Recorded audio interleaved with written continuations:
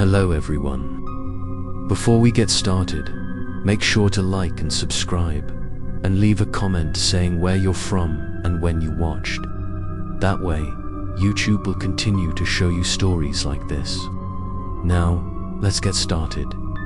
I sat in the middle of the room, my chest heaving as if it were about to burst. The pictures covered the walls, the ceiling, the floor, all of me, on the verge of death. The more I looked, the more creepy I felt, because each picture moved slightly, like a short film playing on endless loop. In one, I was buried alive. In another, I was hanged. In another, my eyes had been gouged out. I tried to close my eyes, but the images kept playing in my head, so clear and detailed that they seemed to be happening right now. My phone rang again. I picked it up, and the screen read, "You are not alone." My heart sank, and I quickly turned on the light. And sure enough, Fi was not alone. In each picture, the darkness behind me began to thicken, coalescing into shapes. They gathered into small figures, long hair covering their faces, ragged clothes, empty eyes.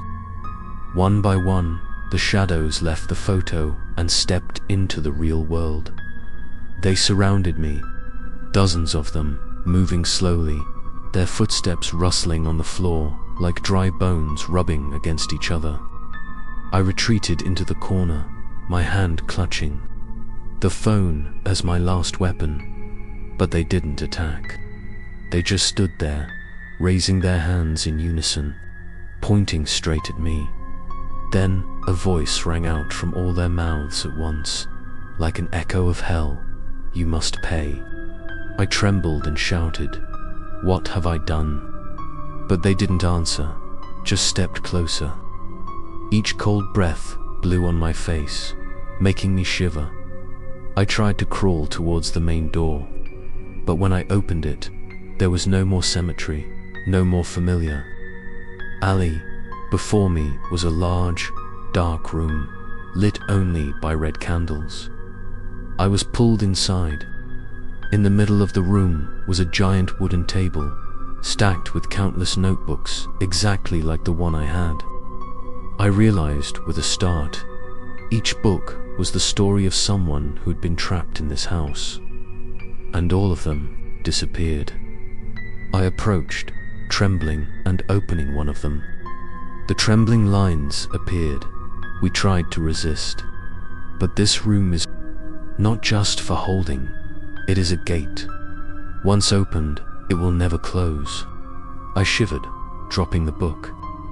The whole room echoed with a ghostly laughter, mixed with the whistling wind that sounded like souls crying. Suddenly, the wooden table shook. The books flew away. All the pages opened at the same time, writing my name over and over again, thousands of times. I fell to my knees, screaming, but in vain.